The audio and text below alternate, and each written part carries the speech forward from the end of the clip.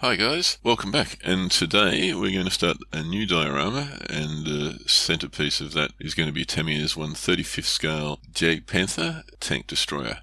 Now this kit's a real return to my childhood. This was the first kit that I ever built, probably about 40 years ago. Prior to that I'd just done a couple of Airfix 1/72nd scale planes, probably a Spitfire and a Messerschmitt as best as I can recall. So this is a real trip back in time for me, and just love it. It's a fantastic kit. So in doing the research for the diorama, I looked at lots of pictures online, obviously, for Jagdpanthers, and found this one and kept coming back to it because I was fascinated by the fact that there was a small boy on the side of the road watching the crew who were being photographed for the picture, and couldn't help but wonder what happened to him. What an amazing time to have grown up. I mean, just something we probably can't conceive these days. And so the more I looked at it, the more I thought, yep, that's what I want to replicate, or as closely as I possibly can. So that's what the final diorama will hopefully look like.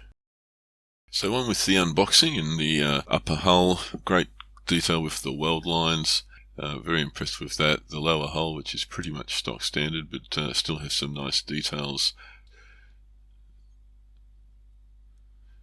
The wheels, which again, all stock standard, but really crisply molded and really nice details on the wheels.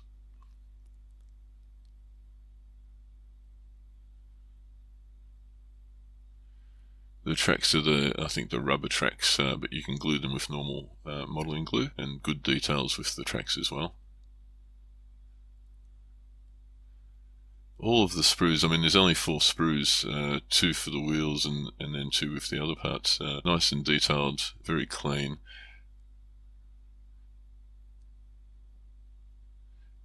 I won't be using the side skirts on this because they don't appear in that picture, of course.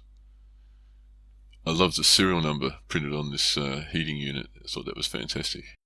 And the moulding details on the mantle is great. The transfers are stock standard, there's not too much there. And no PE parts in this kit, which I was a little bit surprised at. The instructions are pretty much stock standard for Tamiya as well, with the painting map included on the back. I go through the instructions pretty carefully before I start, especially if there's variations, and make sure I know which parts I'm doing and which parts I'm not using, and then look for any tricky bits and make sure I write notes to myself to remember. So on with the build, and it was a great kit to put together. It was a lot of fun and very, very easy, so it'd be, I think, a really good kit for beginners. Just cleaning up the parts, I always just very lightly go over them with a metal file, and what that usually does is it creates a little bit of a burr on the edge, not much, and then it's just a matter of scraping that off gently with the sharp blade, or the X-Acto. Usually comes up alright.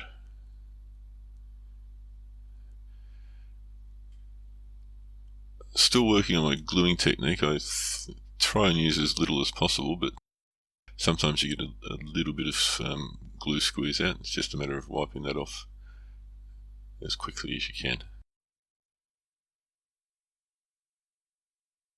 Started on the wheel assembly, and that went together really well.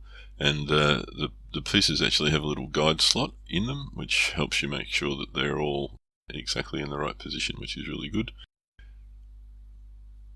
When I first built this kit many years ago, it was a motorized one, and of course I didn't realize that as a probably 10 or 11-year-old, and glued the wheels together so it never moved.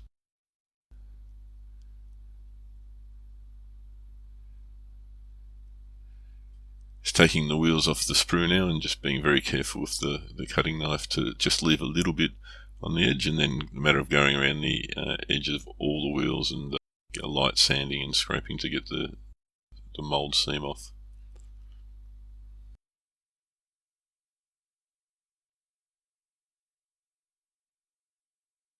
I base coated the wheels with just grey, Tamiya grey, and then gave them the first coat of the dark yellow and put the first coat of the black around the reels. Knocked the tracks off as well early in the piece and just give them a base coat of black, then a wash of darkish brown, and once that's dried, then a very light wash of rust, and finish that up with a dry brushing of the metal and come back to that when we do the weathering. The rear assembly of the exhaust, which was very nice, detailed. Started to put the gun together, and this was just one of the bits I had highlighted because there's parts that you need to glue, but there's other bits that you don't need to glue because that gives the gun its movement, its traverse and elevation. So it's just a matter of being careful with that. And again, just trying to use the least amount of glue as possible so you don't get any runoff.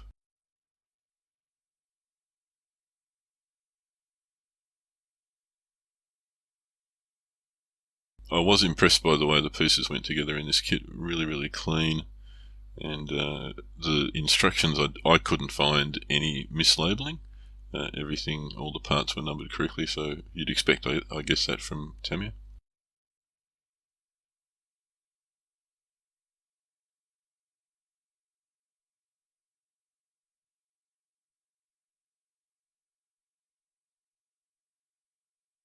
So managed to get it so it was moving, which was handy.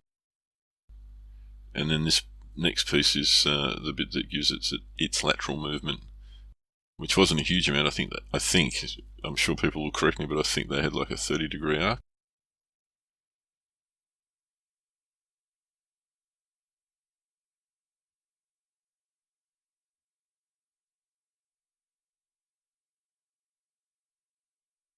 Really like the detail on the moulding and the weld lines and the nuts.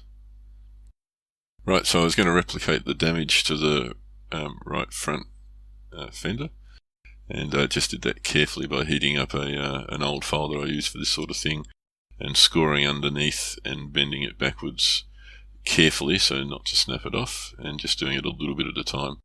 One thing I've learned is patience is really important in modelling.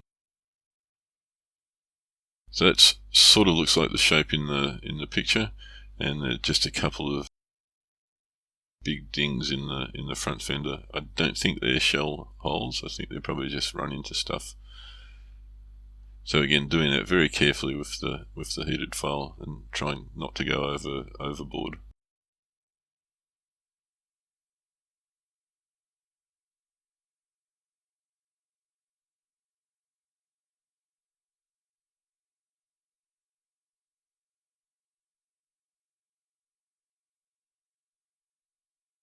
And finish that off by where it had been bent, just a couple of raised bits, so fold those off gently with the metal file.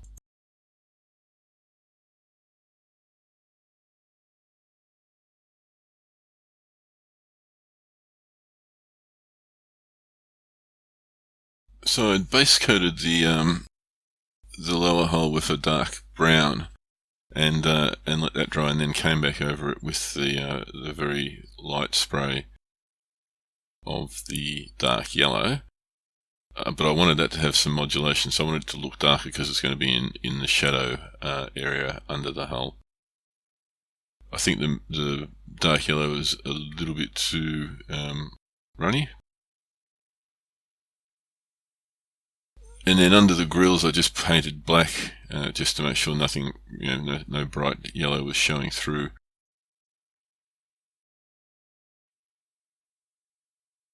And then I got onto the engine hatch, which well, it took me about an hour and a half to do, which I can explain. It had these two very small pieces, E1, which need to go on the back, and it's one of the things I'd highlighted on the instructions because there's no holes pre-stamped. I don't know why they wouldn't have put any holes in there. You have to measure it up. I think it's 5mm in and 8mm back. So that was no big deal. I thought I was going quite well at this stage and measured it up very carefully and made sure everything was going to go into the right place. In fact, I thought I was being very clever because then I thought I'll just put a couple of little pin pricks in here so I can wipe away the pencil mark, but I'll still be able to see the corner that those little pieces need to sit on the E1 piece. So wiped it off with just a little bit of white spirit, and it came up nice and cleanly. And at this stage I was tracking well, and I thought I was on top of everything. Glued the first piece on, and that went okay.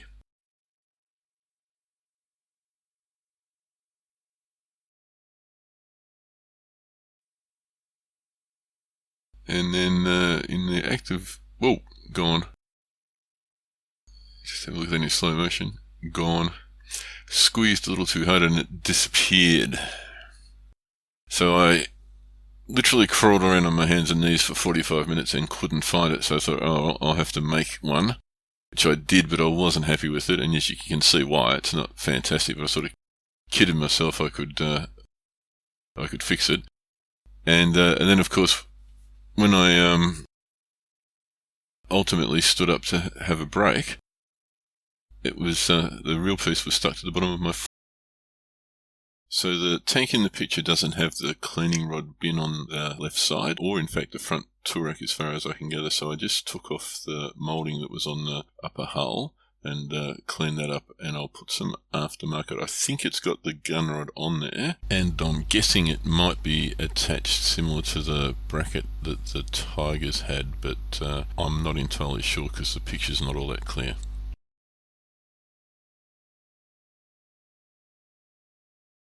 So the barrel had needed a little bit of filling, which was quite simple, and then it's just a matter of carefully going back over that with the metal file and then the polishing stick.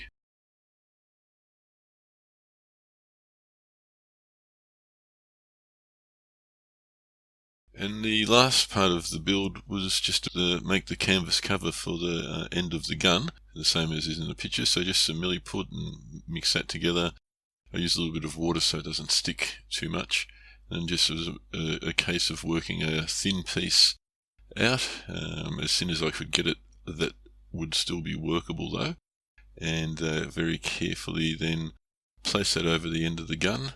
Really it's just a gut feeling thing. I'm not a sculptor by any stretch of the imagination, just taking care to try and get some texture into it and replicate the canvas cover. So took a little bit of time, and I can't see very well, so I didn't film most of the rest of it because I had it right under my nose, but I think it probably came out okay in the finish.